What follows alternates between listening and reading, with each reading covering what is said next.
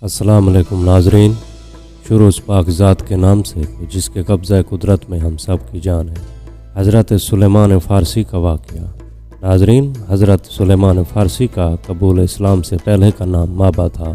ان کے والد کا نام بوزخشاں تھا جو اصفہان فارس کے نوائی بستی جئی کا سردار تھا۔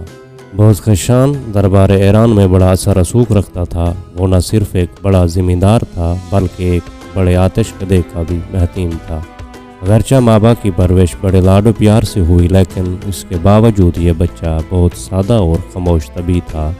مابا اپنے ہم عمر لڑکوں میں کھیلنے کی بجائے ہر وقت آتش کدہ میں آگ جلانے میں مصروف رہتا۔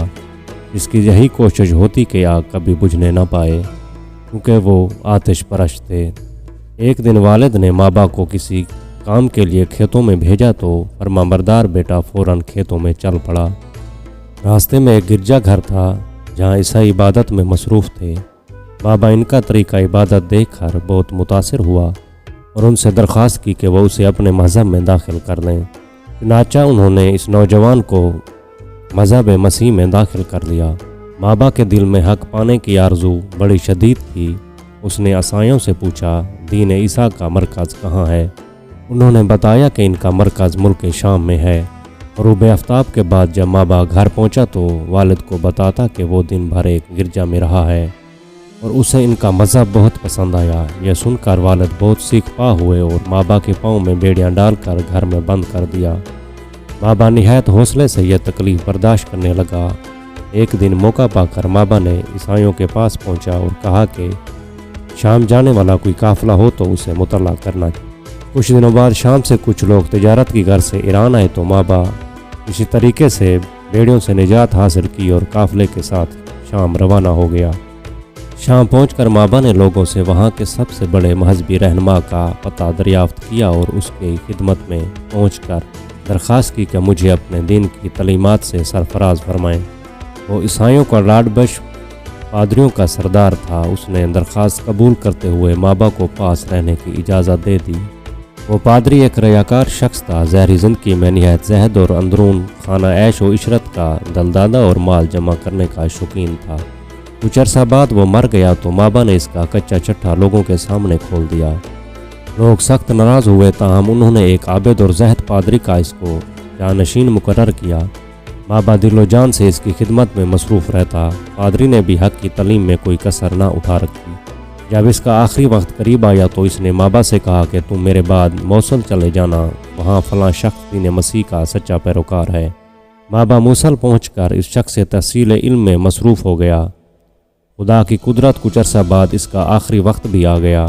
اس نے مابا کو وصیت کی کہ تم فلاں شخص کے پاس نسبین چلے جانا، میرے علم کے مطابق وہیں اسی وقت دین حق کا کاربند ہے، جبکہ دوسرے لوگوں نے دین کو بدل ڈالا ہے۔ مابا نے نسبین پہنچ کر اس مرد پاک باز کی صحبت سے فیض اٹھایا۔ جب اس شخص کی موت سر پر آئی تو مابا کو اس نے بتایا کہ جس نور حق کی تمہیں تلاش ہے وہ اموریا میں فلاں شخص کے پاس ملے گا۔ اموریا پہنچ کر مابا نے اس کی شاگردی اختیار کر لی۔ یہ ایک نہایت پرہیزگار شخص تھا۔ مابا اس کی صحبت میں دین مسیح کا سچو پیروکار بن گیا۔ اپنے استاد کی طرح وہ بھی دن رات عبادت میں مشغول رہتا۔ غذا کے اصول کے لیے اس نے کچھ بکریاں خرید لیں جن کے پاس دودھ سے وہ غذا حاصل کرتا۔ جب اموریا کے اس لاڈ بشپ کا آخری وقت آیا تو اس نے مابا کو بلا کر کہا، اے حق کے متلاشی، اس وقت ساری دنیا کفر و شرک میں غرق ہے۔ دنیا میں مجھے کوئی ایسا شخص نظر نہیں آتا جس کے پاس تجھے بھیجوں۔ البتہ اس نبی آخر الزماں کے ظہور کا وقت قریب ہے۔ جو دین حنیف کو زندہ کرے گا وہ ارم میں اس زمین کی طرف ہجرت کرے گا جس پر کھجور کے درختوں کی کثرت ہوگی۔ اس کے دونوں شانوں کے درمیان مہر نبوت، وہ ہدیہ قبول کرے گا اور صدقہ کو اپنے اوپر حرام سمجھے گا۔ اگر تم اس پاک نبی کا زمانہ پاؤ اس کی خدمت میں ضرور حاضر ہونا۔ مابا اس شخص کے کفن و دفن سے فارغ ہو کر ہر وقت اس جستجو میں رہنے لگا کہ کسی طرح عرب کی سرزمین پر پہنچا جائے۔ آخر ایک دن اس کی دلی مراد پوری ہوئی۔ قبیلہ بنو کلب کا ایک قافلہ اموریا سے گزرا۔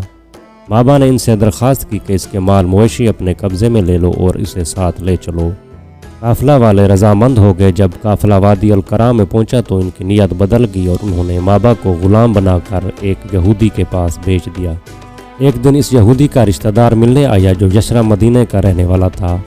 اسے ایک غلام کی ضرورت تھی۔ یہودی نے مابا کو اس کے ہاتھوں فروخت کر دیا۔ یسرا پہنچ کر مابا نے کھجوروں کے جھنڈ دیکھے تو اسے یقین ہو گیا یہ وہی علاقہ ہے جس کا ذکر اس راہب نے کیا تھا اور جہاں نبی آخر الزماں ہجرت کر کے تشریف لائیں گے۔ آخر وہ ساتھ بھی آ گئی جس کا مابا کو انتظار تھا۔ ایک دن اسے پتہ چلا کہ کعبہ میں ایک شخص آیا ہے جو اپنے آپ کو نبی کہتا ہے۔ مابا نے فوراً وہاں جانا چاہا لیکن مالک نے اجازت نہ دی۔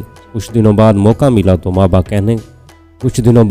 ملا تو مابا کھانے کی کچھ چیزیں خرید کر بارگاہ رسالت میں پہنچا اور عرض کیا، خدا کے برگزیدہ بندے، یہ چند اشیاء میں نے صدقے کے لیے رکھی تھیں۔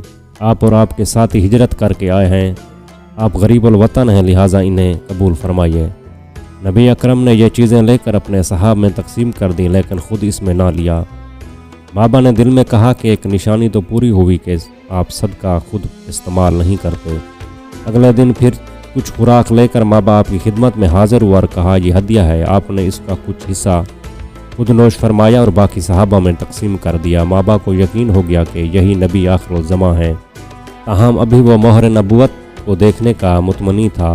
چند دنوں بعد مابا نبی اکرم کی خدمت میں حاضر ہو کر پشت اطر کی جانب جا کر منتظر رہا کہ کسی وقت کپڑا ہٹے تو مہر نبوت کا نظارہ کرے۔ رسول اکرم نے مابا کی دلی کیفیت کو بھانپ لیا۔ آپ نے خود پشت مقدس سے کپڑا ہٹایا۔ مابا نے آگے بڑھ کر مہر نبوت کا بوسہ لیا اور بے اختیار رونے لگا۔ اس کے بعد مابا نے جستجوء حق کے تمام مراحل ابتدا سے آخر تک بیان کیے۔